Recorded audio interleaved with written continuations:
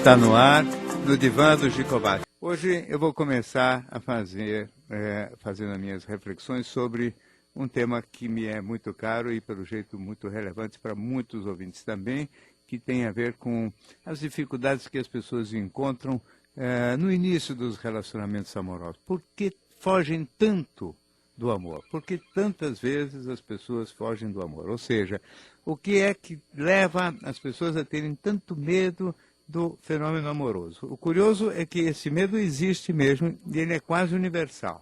A maior parte das vezes ele aparece mais claramente nos homens, então é comum, principalmente nos e-mails que nós recebemos aqui, que sejam as mulheres que reclamem mais que os homens estão fugindo, que os homens estão saindo fora, que os homens estão evitando as relações amorosas. Mas, na realidade, o medo é principalmente mais intenso quando as relações são de boa qualidade.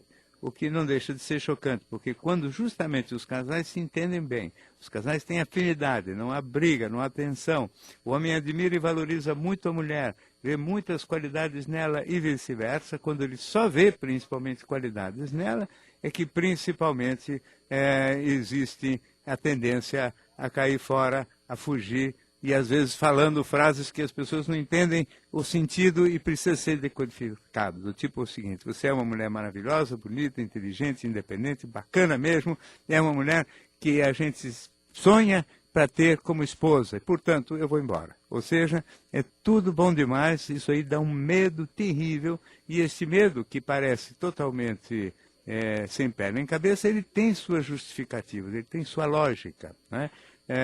O que não significa que tem que ser respeitado, mas é um medo que tem a ver com o sofrimento, ou seja, quanto maior o encaixe, maior a tendência das pessoas estabelecer vínculos muito intensos e muito fortes, de modo que o sofrimento em caso de ruptura seria muito dramático. O medo também é maior quando o encaixe é mais intenso, porque parece que a individualidade se sente mais ameaçada, a pessoa se sente mais com medo realmente de se diluir no outro, como se o amor tivesse um forte ingrediente regressivo, em que a gente parece que vai voltar a entrar como se fosse no útero da mãe, a se perder dentro da outra pessoa. E este medo define e tem a ver um pouco com as características mesmo do fenômeno amoroso. Só não é tão forte este medo naquelas pessoas que formaram uma individualidade suficientemente forte para ter certeza que, mesmo se houver uma tendência a se diluir no outro, isso será temporário e depois, rapidamente, a individualidade volta a se reconstituir. O terceiro medo, talvez o mais forte e o mais sem pé nem cabeça de todos na questão do amor, é o medo da felicidade. Parece que quando tudo está muito bom, tudo está muito intenso, está muito gratificante, parece que vai cair um raio na cabeça da gente e tudo vai se destruir, tudo vai se estragar. E esse medo é particularmente forte nos encaixes sentimentais que fazem parte do sonho mais importante de quase todas as pessoas, não é? E a gente não deve nunca subestimar este medo, nem na gente e nem no parceiro com o qual a gente está começando um relacionamento amoroso, porque se a gente subestima este medo no parceiro, o que acaba acontecendo é que a gente vai intenso em cima dele e ele, que também tem medo equivalente, sai correndo, escapa. É o que se fala de ir com muita sede ao pote. Você ativa o medo da outra pessoa e derruba o pote, porque você, não percebendo que existe esse medo em você mesmo e não percebendo que existe esse medo também no seu parceiro, você, ao ir com muita intensidade ao encontro do parceiro, você ativa o medo na outra pessoa, o que na prática também acaba dando com os burros na água. Ou seja, nesses envolvimentos de melhor qualidade, porque nos envolvimentos de má qualidade o medo não é forte, porque o amor é fraco, o medo também é fraco. Não é? O medo é proporcional à intensidade do amor. É preciso, quando a intensidade é grande, um controle muito grande, um cuidado, uma cautela e um respeito por este medo. Não significa que a gente deva, por causa do medo, fugir do amor, mas tem que respeitar a sua existência. E é curioso e difícil, às vezes, pensar assim, porque quando a gente sonha com amor, a gente não sonha com medo. O medo não entra no sonho romântico, assim como a chuva não entra no sonho de turismo. Ou seja, as coisas ruins a gente deixa fora do sonho, só que na realidade depois eles aparecem e atrapalham muito.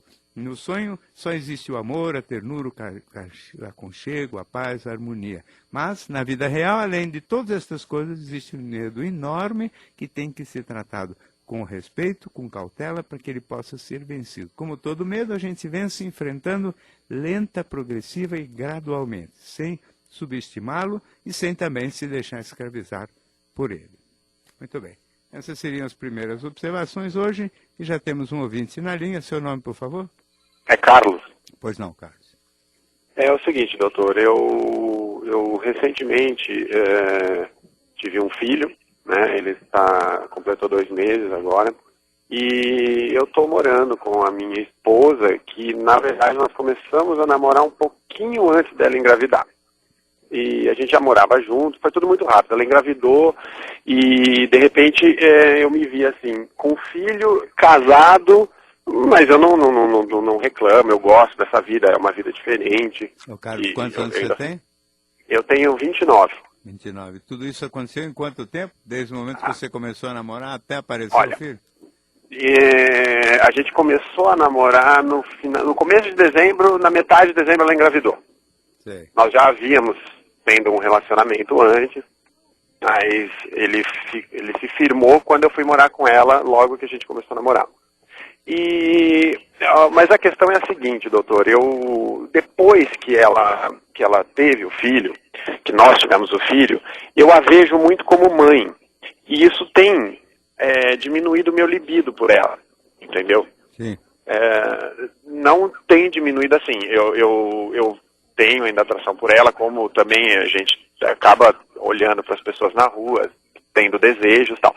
Mas parece que às vezes isso é mais forte fora do que com ela, entendeu? Sim. E aí eu fico nessa confusão mental. Isso aqui, ô Carlos, tem várias razões, né? Uma delas é que ela é a sua mulher, né? E agora a mãe do filho. Você sabe que a própria mulher tem esse problema, né? A gente sempre parece que a grama do vizinho é mais interessante do que a do jardim da gente, né? Então o desejo, às vezes, pela própria mulher pode aparecer como menos intenso do que o desejo por mulheres que são proibidas, que são interditadas, que não são de fácil acesso, né? A sua mulher é disponível sexualmente? Ela não encrenca? Nem... Então, ela é totalmente. O problema é que depois que o neném nasceu, eu não tenho tido... Nós nem temos muito tempo para ter relação sexual. Isso que eu também penso, que com a criança pequenininha fica também um cheiro de leite ali que não é muito afrodisíaco, né? E caiu muito a nossa... Nós éramos bem ativos sexualmente e agora caiu para praticamente zero, assim. Uma coisa bem rara. Qual é a idade do neném agora? 2 meses. 2 meses. Quer dizer, nesses 2 meses é que você está falando que a frequência é rara ou durante Exato. Não, na gravidez? Foi diminuindo no final da gravidez já caiu um pouco, mas até então nós tínhamos uma vida normal. Sim. E do final, do último mês para cá é que a coisa praticamente acabou. Sim. Carlos, eu não me preocuparia mesmo, porque são só 2 meses, né? As pessoas falam em 40 dias depois do parto como um período em que a pessoa está totalmente desmotivada até para o sexo, a própria mulher está às vezes com pequenos sangramentos, etc. Então, mesmo que esse seja um número meio simbólico só, os primeiros meses da vida, vamos dizer assim, de um bebezinho, a mulher amamentando, ainda às vezes com pequeno sangramento, é uma atmosfera em tudo, menos gratificante em muitos aspectos, inclusive. Né? A mulher perde um pouco o caráter de mulher e ganha um pouco o cheiro e o jeitão de mãe, como eu falei.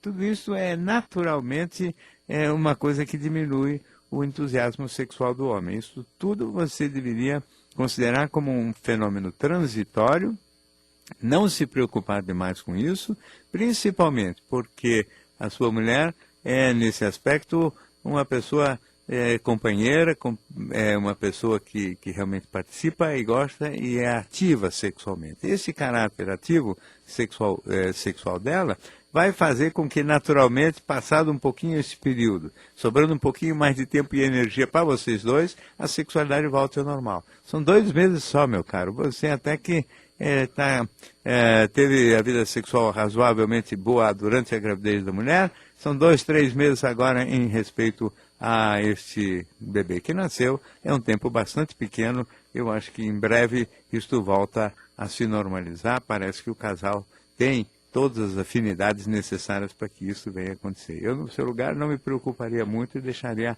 a água rolar um pouco mais livremente nesse aspecto. Muito obrigado pela sua participação. Temos mais um ouvinte na linha. Seu nome, por favor?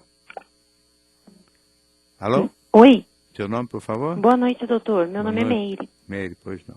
Então, doutor, eu sou casada há 7 anos e o meu esposo, há algum tempo, logo assim no começo do casamento, nós tivemos algumas crises e tal, e ele tinha... Algumas assim, crises de que tipo? Assim, crises financeiras, crises... Quantos anos você tem, Meire? Eu tenho hoje 36. Sei. Quantos anos você está casado?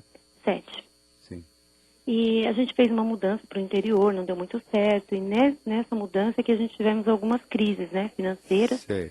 E eu acabei não dando muita atenção, porque devido a toda a confusão, né, que houve, e ele acabou se voltando um pouco, como ele é uma pessoa bastante carente, ele vem de problemas de infância, com família e tudo mais, eu acabei deixando isso um pouco de lado ele, e ele acabou se apegando nos meios de comunicação, né, e acabou...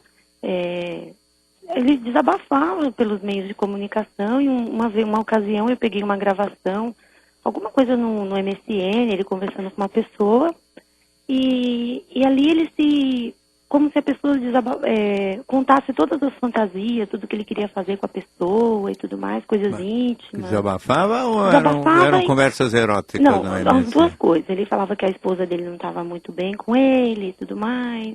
Enfim, e isso foi um desabafo e na sequência as conversas eróticas, né?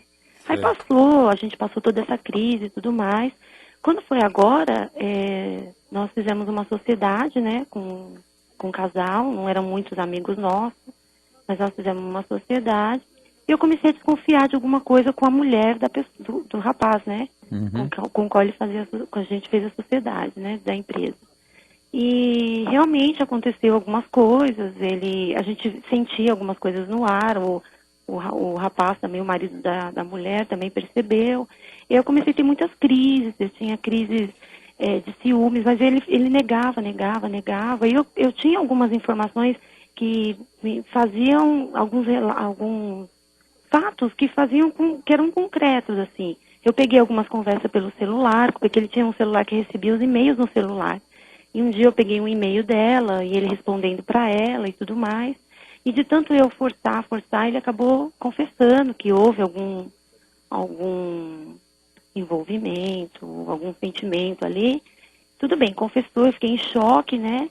Aí depois, quando foi essa semana, eu descobri que, lendo um e-mail dele para uma outra mulher, que acho que vinha há muito tempo já querendo sair com ele, eu não sei como é que era a história, e ele falando que nesse e-mail, que ele estava muito envolvido com uma pessoa que ele sabia que ia perder tudo, mas que ele estava disposto a lutar por esse amor. Eu entendi nesse e-mail, doutor, que não era de mim que ele estava falando. Isso também dá para entender exatamente isso. Dá, né, doutor? Sim. Mas me diga uma coisa, você tem sido uma boa mulher para ele ou não? Eu acredito que sim, doutor, porque assim, na medida, todas as dificuldades nós passamos juntos, sexualmente também, assim, eu não tenho nenhuma restrição, a gente conversa, a gente tem um diálogo muito bom, e a gente já conversou que, por exemplo, as fantasias, as nossas realizações que a gente gosta, se a gente quiser fazer junto, a gente pode, deve fazer, a gente conversa muito sobre isso. Ele é uma pessoa muito esclarecida, uma pessoa muito culta até, lê muito bem informado, entendeu? Só que nesse e-mail eu senti que ele não estava falando de mim. Aí eu comecei a entrar em parafuso, eu conversei com ele, aí ele viu que eu fiquei muito mal, eu quis ir embora, peguei minhas coisas e tudo mais, né, para ir embora, mas ele não deixou, pediu uma chance, e eu dei essa chance, doutor. Mas depois eu descobri que o e-mail que ele mandou para a mulher, na verdade, ele que inventou o e-mail, ele forjou um e-mail, criou um e-mail com uma senha e deixou no computador para que eu visse aquela senha. E você é muito xereta no computador dele ou não? Então, doutor, eu nunca fui assim, nunca. Nunca, doutora, até muito desligada, sabe? Mas de um tempo para cá, como eu comecei a observar toda essa situação em relação à sociedade, né, com a sócia dele, que é minha também, Sim. Aí eu comecei a procurar, especular né? um pouco mais, né? Porque eu falei, eu quero ver o que está acontecendo, porque eu senti alguma coisa, Tá bom, doutor. mas então aqui é o seguinte, você tem que compreender que se ele fez isso, ele fez porque ele não está gostando muito que você está nessa pesquisa de avaliação de todo tipo. Ele já sabe do seu sentimento, ele sabe da ligação que tem com você. Obviamente houve um período de negligência aí, de frieza no casal, esse período melhorou. Vamos torcer para que ele, na hora H das escolhas, escolha por você, mas você agora tem que dar um pouquinho de espaço e deixar em paz para que ele tome as decisões que ele quer. Ficar fazendo o Sherlock Holmes seguindo, parece que ele fez de propósito aí, para deixar um rastro falso só para você se aborrecer. Então eu acho melhor você não continuar nas suas pesquisas e simplesmente se acalmar e esperar para ver como é que essa coisa vai evoluir, tratando de fazer o seu papel, a melhor esposa possível. E à medida em que a coisa vá se encaminhando, você vai ver o resultado. Se você sentir que você realmente não vai ser aquela que vai ser a escolhida, aí sim você pensa em ir embora, em criar, enfim, tomar todas as providências para defender a sua posição e os seus direitos. Muito obrigado pelo seu telefonema. Então, eu queria ler agora um e-mail da Ana Maria, que nos escreveu o seguinte: Dr. Gikovati, tenho 25 anos e namoro um rapaz 5 anos mais velho. O namoro, pelo que eu me lembro, não está escrito aqui, mas era um namoro de curta duração, acho que 2 ou 3 meses. Outro dia, pedi para ele que me desse a senha do e-mail dele, e ele me negou. A partir de então, fiquei temerosa por meu namorado estar escondendo alguma coisa. Aconteceu o mesmo quando pedi para mexer no celular dele. Só depois de muita briga eu consegui ver e não tinha nada demais no aparelho. Se não há o que esconder, por que negar tanto? Estou errada em fazer esses pedidos ao meu namorado? Acredito que um casal não pode ter segredos e eu tenho o direito de mexer nas coisas dele quando eu quiser. O que o senhor acha? Ana Maria, eu acho tudo exatamente o contrário de você. Eu acho que você não tem direito de mexer em nada do outro e eu detestaria em saber sempre que a minha mulher está mexendo nos meus bolsos, olhando meus papéis, vendo a minha carteira, não preocupado com o assunto de dinheiro e muito menos com o fato de eu estar escondendo alguma coisa. Eu acho que existe nas relações íntimas uma individualidade que tem que se manter existente, existe o meu domínio, existe o domínio da minha mulher, que naturalmente eu também não tenho o direito de mexer na bolsa dela, nem nas coisas dela, e existe o domínio do nosso, a nossa conta conjunta no banco, a nossa casa, os nossos interesses em comum, e esses naturalmente são espaços que todos nós dois temos direito e acesso livre e natural. Então tem uma área de acesso dos dois, tem uma área de acesso de cada um, e a interferência é sua. E achar que você tem direito de interferir sobre a individualidade do seu namorado,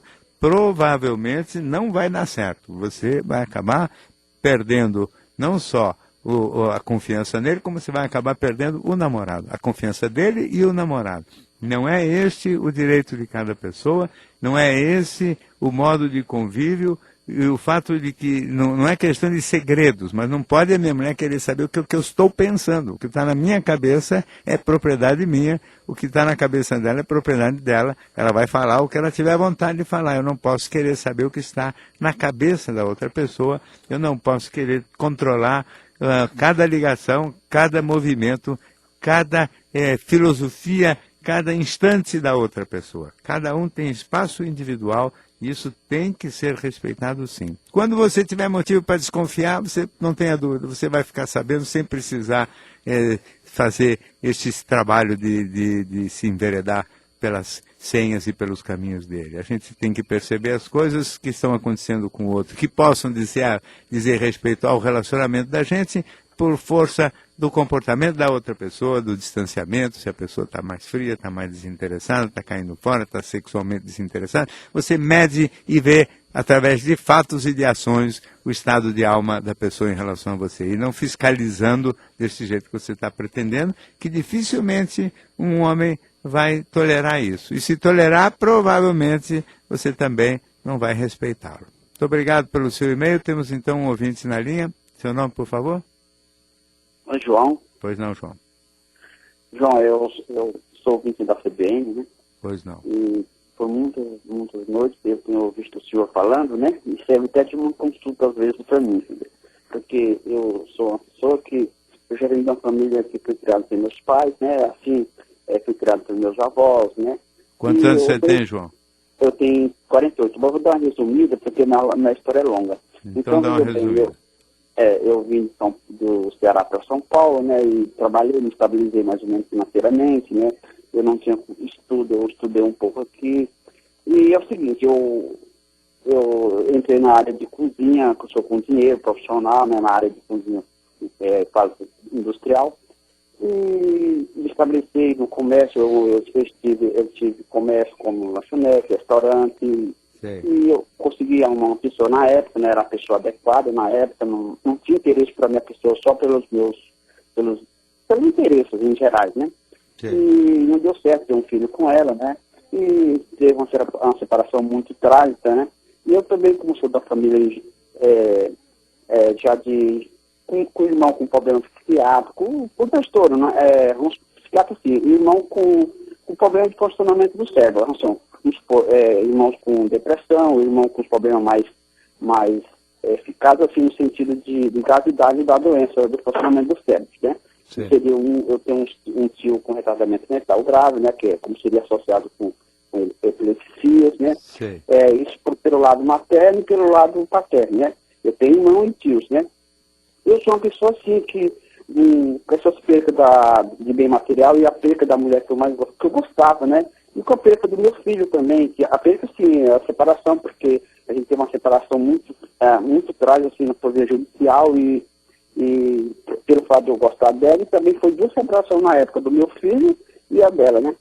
Sim. E daí pra cá eu me desequilibrei assim no sentido de trabalho. Eu comecei a passar pelo médico psiquiatra, comecei a tomar remédios antidepressivos, como fluoxetina, fluoxetina, nafranil, trofanil, e eu dou umas melhoradas e volto novamente. Agora, eu não sei se isso é proveniente, já deve ser genético, de família, ou é associado aos problemas, os casos que eu tive, como eu já citei do senhor, de família que eu falo assim, de esposa, né, e filho.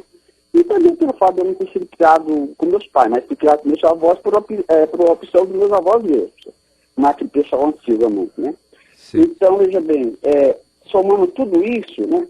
E hoje eu vou perguntar para o senhor, porque eu ouvo muito o senhor, né? Eu sou como um profissional psiquiatra, então eu vim tomando muitos remédios, assim, como já falei para o senhor, fluoxetina, até o Tegretol, atualmente eu estou tomando o Tegretol, então eu faço um tratamento assim, não é contínuo, eu faço um tratamento assim, vamos supor, de pedaço em pedaço. Tá, mas qual é a pergunta? Você quer saber se é para tomar remédio?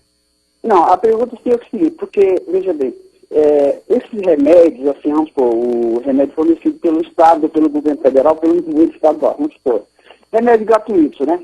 Esses remédios, eles dão muito uma ressaca na gente. Será que essa ressaca ela é do remédio ou ela causa pela associação de doença física? Porque, veja bem... Veja, João, eu já entendi como é que é a história aqui, e eu acho o seguinte, que você tem tomado remédios que são fortes mesmo. No caso da Nafranil, por exemplo, o Tofranil, são remédios que deixam, sim, você meio mole e tem vários efeitos colaterais, sim. No dia seguinte você acorda mole, tem a boca seca, a boca amarga, às vezes prende o intestino, são remédios que dão às vezes um pouco de tontura quando você muda de posição rapidamente, né, de deitado para sentado. São efeitos colaterais do remédio. O Tegretol é um remédio que tem a ver com, vamos dizer, efeito mais relacionado com coisas ligadas à convulsão. Pelo histórico familiar, provavelmente associaram o antidepressivo com o Tegretol também. É uma situação objetiva que pode ter causado o quadro depressivo, mas, pelo jeito, essa genética também desfavorável pode ter aumentado a chance de surgir a depressão. Então, tem que se tratar assim, tem que se organizar de novo, também do ponto de vista psicológico, tem que voltar a um ritmo normal de trabalho, tem que refazer as suas relações com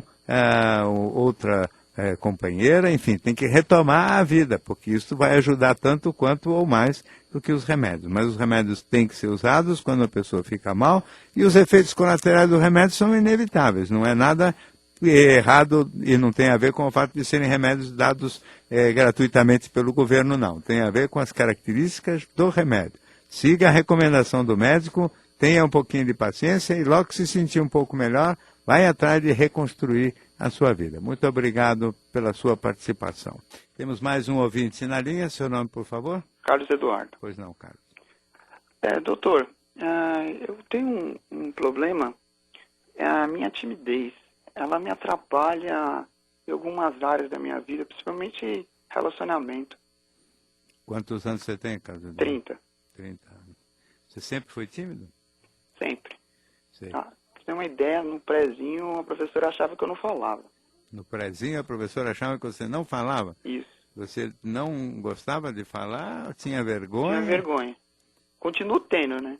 Só que agora eu sou professor, né? Agora você virou professor, quer dizer, você resolveu enfrentar. E na sala de aula você se sente mais confortável?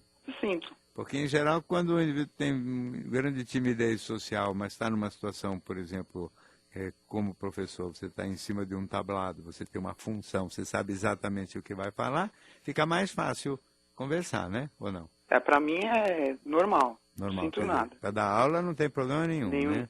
E não tem problema também, nem medo dos alunos, se eles vão reagir com... No começo eu tinha um pouquinho, né? Demorei até um pouco para entrar em sala de aula, mas depois já estou há 10 anos fazendo isso. Você pegou a manha, né? Você dá aula para que nível? Ensino fundamental e médio. Fundamental e médio, né? Qual é a matéria, cara? História. História. Então, você gosta do trabalho que faz? Eu gosto de dar aula. A estrutura que hoje não é interessante. Você dá aula em área pública? Isso. Sim. Me diga uma coisa. Teve já namoradas? Tive, mas relacionamentos pequenos. E sempre elas tendo a primeira chamando, né? Quer dizer, tendo a primeira iniciativa. A iniciativa... E aí, quando a iniciativa é dela, não são exatamente as moças que você gostaria, é isso? Não, são. Não tem, isso não é... Eu falo assim, se eu me interesso, né, eu travo. Assim, em alguns lugares eu não vou. Por exemplo, eu não vou em festas. Sim. Eu não vou em balada. Eu não vou em balada e se eu for, eu passo mal. Sim. Eu sinto... não é que eu passo mal, vontade de abrir um buraco ali, entrar e não querer sair mais. Sim. Mas isso de vergonha ou porque você acha aquilo dá um saco, hein? Não, nem sei se... eu não sei dizer o que é. Né? Sei que eu me sinto mal mesmo. Se você bebe, fica mais à vontade, cara? Não, aí eu fico com vergonha de beber para que as outras pessoas olhem eu bêbado, sabe? Não bêbado, mas beber só para ficar um pouquinho mais alegre, um pouco mais descontraído? Isso. Aí eu já saí algumas vezes com amigos, assim, aí fiquei com porre, e aí no outro dia todo mundo falando, aí na outra eu já não bebia. Não, mas porre não, mas eu tô falando assim, tomar 2 latinhas. Não, então, aí na outra eu já não bebia. Eu já nem tomava mais 2 para ficar alegre, né? Sim. Mas quando você toma uma pequena quantidade e fica mais alegre, você se sente mais à vontade? Não. Também não? Não. E com um grupo pequeno de amigos ou de colegas, você se sente mais confortável? Sim, algumas vezes. Assim, é engraçado que, por exemplo, se eu for num videokê, pegar o microfone e começar a cantar, eu me sinto bem. Agora, se tiver uma música tocando e tá todo mundo dançando, eu não vai. Você não sabe dançar? Não sei. Sim. Então, parece que você tem umas timidez meio específica, né? Quando você é o astro, parece que você é o professor ou você está cantando, aí a timidez desaparece. A impressão que me dá, Carlos, é que o seu problema mesmo é que você não acha graça em certas coisas, você não acha graça em certas conversas, provavelmente você não é muito bom de conversa fiada, de abobrinha, etc. Então, quando você está, vamos dizer assim, em alguma situação social que envolve uma função específica e definida, como é o caso do professor, como é o caso mesmo no vídeo que quando você vai cantar, etc., você então fica numa situação que você sabe o que você está fazendo lá, parece que vai bem. Quando é abobrinha, conversa fiada, ou assuntos genéricos e sem finalidade, você se perde um pouco ou se desinteressa, que eu acho que é o mais provável. Quase sempre o tímido, no fundo, é um indivíduo que não é competente para conversa fiada, para abobrinha. O tímido costuma ser também um indivíduo, às vezes, com dificuldade de se desfazer das pessoas. Então, não deixa a pessoa chegar muito perto, porque depois não sabe mandar embora. Quer dizer, quem não sabe mandar embora, em geral, fecha a porta, porque não deixa entrar. Né? Então, é um indivíduo que acaba botando uma barreira que não permite a entrada. Quando eu, numa sala de aula, e você é o professor, você está protegido pelo próprio cargo. Então, não tem esse problema, fica mais fácil. Pensa um pouquinho sobre isso e veja se você consegue, pelo menos, tomar iniciativas em situações que sejam do seu verdadeiro interesse, e não simplesmente porque são situações sociais que todo mundo acha graça e você acha que deveria achar graça, né? Quase sempre também as pessoas com dificuldade para conversa fiada são pessoas com nível intelectual bom e que gostam mais de assuntos mais sérios do que de abobrinha. Veja se também não é este o seu caso. Muito obrigado pelo seu telefonema. Temos mais um ouvinte na linha. Seu nome, por favor? Boa noite. Boa noite. Paulo. Paulo, por exemplo. Então, rapidinho uma pergunta, tá? Eu só queria não saber... precisa ser mais rapidinho, não. Para não perder o seu tempo. Pode ir devagar. Não. Tá certo. Então, é assim, eu tenho uma dúvida que o senhor falou numa das suas palestras e eu fiquei realmente com essa dúvida. Por que os homens, quando eles são ser pais, né, eles preferem as filhas meninas? Porque eu percebo, se eu estiver errado, o senhor me corrige, que existe assim um ciúme excessivo, sempre pela filha menina, o pai sempre procura defeito no namorado, que a menina arruma, né? E no sexo masculino, acho que é totalmente liberal, acho que é pela cultura machista, né? Eu sinto isso, que assim, a filha menina é um ciúme exagerado, um cuidado até assim, que a menina às vezes nem precisa, é uma coisa exagerada, o pai, né? E o filho homem é sempre aquela coisa mais assim, mais liberal, o filho homem pode namorar à vontade. E por que existe isso? A preferência, né, por filhas meninas. Por que será? Paulo, você tem quantos anos? Se você quer saber quantos anos você tem? Se você tem filho ou filha? Então, não, eu não tenho filho, mas eu tenho muito essa dúvida, que eu vejo mesmo, os pais têm um ciúme excessivo, né? Já conheci pais, assim, de cultura machista mesmo, assim, que é aquela coisa, o pai tem um ciúme da filha exagerado, parece que é aquele cuidado, e com o filho não é... Será que é a relação de competição com o filho homem? Eu não sei o que. Como é que explica isso? Sem dúvida nenhuma, existe uma rivalidade com o filho homem que não existe com a filha. Né? Então, a primeira coisa é que a preferência do pai, quando a mulher engravida por filha, é porque quando existe...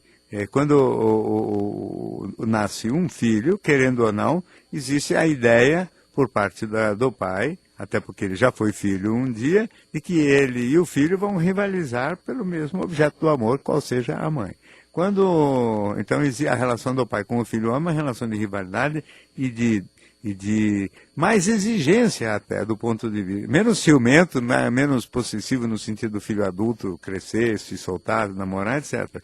Mas é mais rigoroso em relação ao filho no sentido da educação, quer dizer, como se o pai exigisse muito mais do filho, fosse muito mais tolerante com a filha, e assim em termos de estudo, de disciplina, de seriedade. E depois, quando cresce, inverte. Aí fica uma situação bastante mais ciumento e possessivo, que o pai se apega muito mais à filha e não liga a mínima para o filho se ele vai sair de casa, vai sair de perto. Até pelo contrário, se ele sair de perto, é até melhor que sobra um macho a menos no circuito ali. Mas, de todo modo, para a filha, ele fica sempre mais ciumento, mais apegado.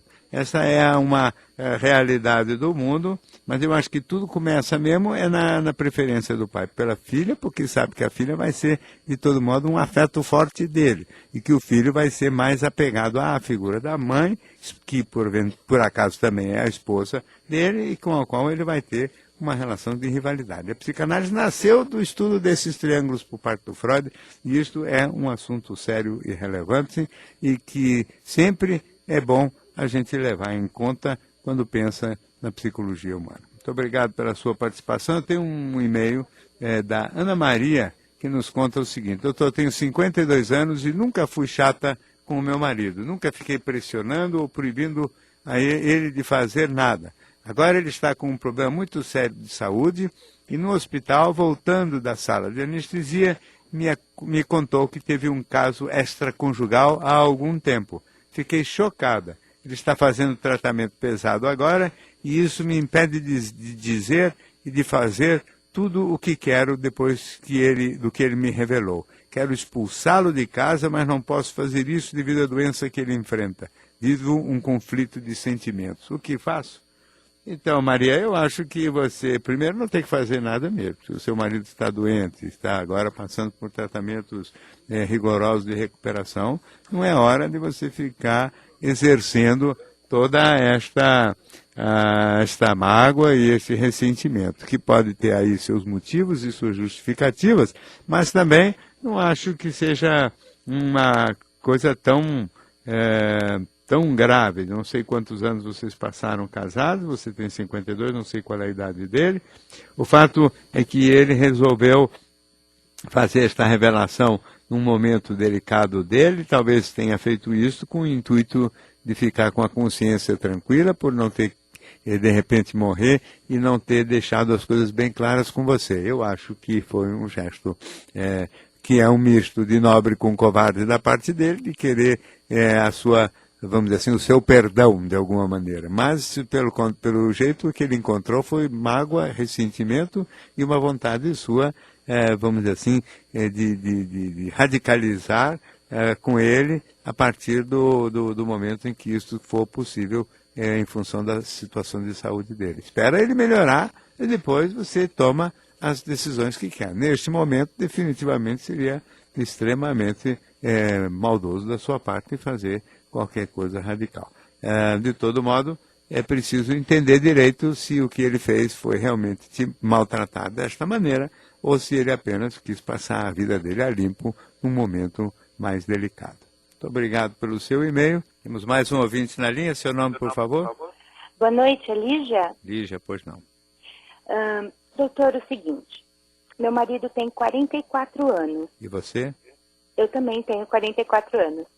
Sim. E há mais ou menos uns 3 meses atrás, ele passou na empresa em que ele trabalha por um momento assim de um estresse emocional muito grande. Sim. Inclusive no momento em que foi um assunto muito delicado e ele ficou assim muito nervoso. No momento ele sentiu assim um calor tão grande no corpo que ele achou até que ele fosse ter um infarto, de tão nervoso, agitado que ele ficou. Bom, desse tempo para cá, desses 3 meses em diante, ele já passou por dermatologistas, por médicos, medicações para alergia, porque o corpo dele todinho tem erupções vermelhas, que queima muito, que coça, que a gente acredita que já está na corrente sanguínea. Ele é, assim, extremamente preocupado justamente com essa questão saúde, é uma pessoa, assim, ansiosa também, e o que tem, assim, nos deixado mais nervosos ainda é o fato, assim, o que fazer para estar melhorando. Achamos que deve realmente ser alguma questão emocional muito grande, embora ele já tentou resolver, já tentou chegar-se na situação, a situação foi de alguma forma resolvida, coisa que ele já deveria se acalmar em relação a isso. Mas é uma continuidade. Então, qualquer momento do dia, seja de manhã, à tarde, à noite, ele tem essas erupções, esse calor, esses vergões vermelhos pelo corpo. Sim. Se é de ordem emocional, como devemos proceder? O que ele deve estar fazendo e o que a gente pode, assim, ajudá-lo? Gostaríamos de ouvir a sua palavra. Tá bom. Então, Lígia, esses tipos de erupção na pele, eles não raramente são fenômenos de origem psicossomática, sim, quer dizer, de origem emocional, não é? Ou parece que houve um desencadeamento naquele momento, pode ser que depois o problema até tenha se resolvido, mas o fenômeno psicológico se perpetuou, quer dizer, ganhou autonomia. Então o indivíduo começa a beber às vezes por um motivo, o motivo que leva o indivíduo a beber já foi embora, quer dizer, o indivíduo não é mais um adolescente querendo paquerar nem nada disso, mas ele já ficou, e o próprio organismo já ficou quase que habituado àquele problema.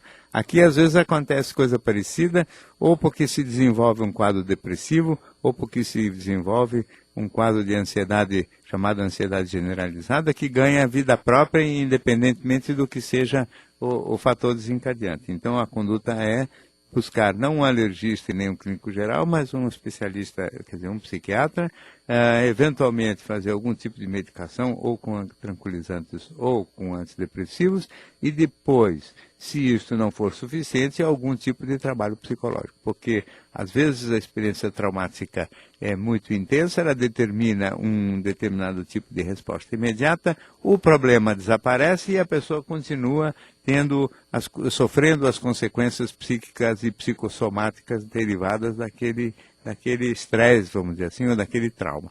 Então, é uma experiência traumática, às vezes a experiência nem é tão grande ou tão grave, mas cada alma é de um jeito. Para o seu marido, certamente o que aconteceu foi bastante radical e grave, e provavelmente ele não se recuperou ainda, apesar de que já se passaram 3 meses, e o problema em si pode estar resolvido. Sabe, o indivíduo vai para a guerra, na guerra ele fica traumatizado com as coisas que ele vê, ele volta da guerra, está meses, anos em casa depois da guerra, e às vezes pode ter sonhos e pesadelos ainda relacionados com o que ele viu ou vivenciou naquele momento, que já pode ter passado muito tempo.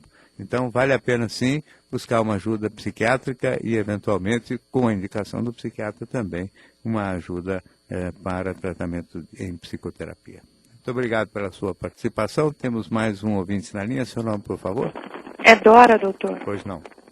Então, doutor, eu não sei se eu estou sendo muito intransigente. Eu tenho 39 anos e, às vezes, eu tenho conhecido alguns homens que são separados e têm filhos.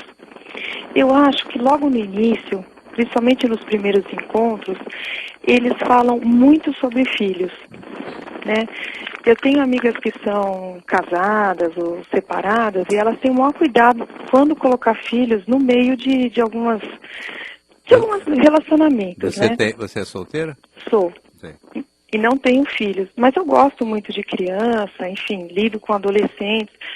Eu só acho que no início esses homens tentam falar muito desses filhos e uma coisa que é para ser entre 2 pessoas acaba sendo entre 3, 4. Eu não me importo que de repente num final de semana eu vejo 2 horas a outra pessoa. Só que eu acho que nessas 2 horas, muita interferência, telefone ligando ou ligando para saber como é que está o filho, eu acho um pouco complicado.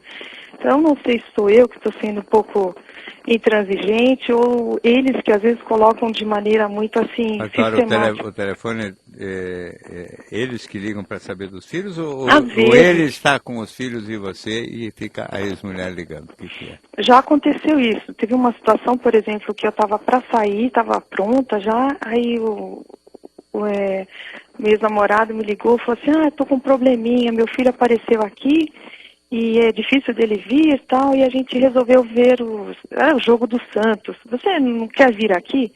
Mas era bem no início, eu achei que não era o momento, né? Então, eu acho que às vezes quem tem filhos, principalmente filhos pequenos, falam muito dos filhos, falam da educação, tá? E eu às vezes não estou muito afim, né? Logo tão cedo entrar nesse rolo todo, né? Eu entendo perfeitamente. E acho que realmente os homens às vezes são um pouquinho, vamos dizer, sem mancômetro, né? É sempre uma coisa de ser um chato, o indivíduo que fala assuntos que não tem e que não interessam muito ao interlocutor. Pode ser namorado, namorada, pode ser pessoa conhecida ou desconhecida. Se você também tem filho pequeno e encontra gente que não tem filho e fica você contando todos os detalhes dos seus problemas com a criança pequena ou com o empregado, etc., quem não está vivendo aquela mesma situação acha tudo isso muito chato mesmo. E agora eu estou ouvindo, assim, em geral é queixa dos homens em relação às mulheres, que só ficam, né, falando de filhos e das coisas, vamos dizer, que envolvem filhos, babás, vovós e outros personagens que gravitam em torno do bebezinho. Agora eu estou ouvindo você falar do lado feminino quando namora homens que têm filhos de outros relacionamentos e que esses filhos então passam a participar um pouco ativamente demais do início do namoro. Eu acho que você tem 100% de razão. E também acho que você não tem obrigação nenhuma de ter nenhum grande interesse em saber das gracinhas dos filhos dos outros. personagens que ainda não fazem parte da sua história e que você ainda não tem nenhuma ligação afetiva mais forte. Enquanto a gente não tem ligação afetiva com essas crianças, evidentemente os assuntos relativos a ela nos interessam muito pouco. Acho que você não está sendo intransigente demais, não. Acho que os homens é que estão sendo um pouquinho chatos e sem nenhum tipo de sensibilidade para saber o que pode ou não interessar a você como interlocutora nova, como namorada nova, que está chegando agora no pedaço. Muito obrigado pelo seu telefonema. Temos aqui um e-mail da Viviane. Diz assim, doutor Gicovati, tenho 30 anos, sou casada há 7 e temos um ótimo relacionamento. O problema é que meu esposo tem um grupo de amigos de infância e todos já casados, que quando se encontram ficam com brincadeiras de infância, de alegar que o outro é homossexual e ficam também com brincadeiras de passar a mão nas nádegas uns dos outros. O que poderia ser isto? Já que aparentemente todos são heterossexuais e essas brincadeiras só ocorrem entre eles. Então, Viviane, você está aqui assistindo o Clube do Bolinha em ação ao vivo, não é? Os meninos, os homens mais velhos, parece que encontram os seus amiguinhos de infância e têm comportamentos como se eles tivessem aquela idade. Quer dizer, eles regridem aos 8, 9 anos, fazem cócega, dão um beliscão, brincam de tapa, brincam de passar a mão no traseiro, brincam de chamar um ou outro de bicha, fazem todas as brincadeiras próprias dos meninos dos 8, 9 anos de idade, mesmo quando tem 30 e são marmanjos. E só fazem isso com a turminha dos caras do Clube do Bolinha deles, quer dizer, da época da infância e mocidade deles. Evidentemente, e você não deve lidar com isso como se fosse uma coisa muito séria, não tem nenhum problema, a não ser um sinal de que essa é uma característica da psicologia masculina, de muitos homens, mesmo crescidos, deixaram um resíduo de brincadeiras de criança, uns com os outros, e ficarem repetindo as piadas tolas que eles faziam naquela época, e achando muito engraçado isso. Só eles acham engraçado, qualquer pessoa que está em volta, inclusive as mulheres, realmente só podem estranhar tudo isso, porque não faz parte da constelação e do universo delas. Mas nada a se preocupar, e também não quer dizer coisa nenhuma, e não tem nada a ver com homossexualidade. Tem a ver só com resíduos infantis bastante fortes, presentes na maior parte dos homens adultos. Muito obrigado pelo seu e-mail. No Divã do Gicovati tem produção de Diego Matoso e Fernanda Campanucci. Os trabalhos técnicos de hoje foram de Jair Zúculo, a direção nacional de jornalismo é de Marisa Tavares. Boa noite.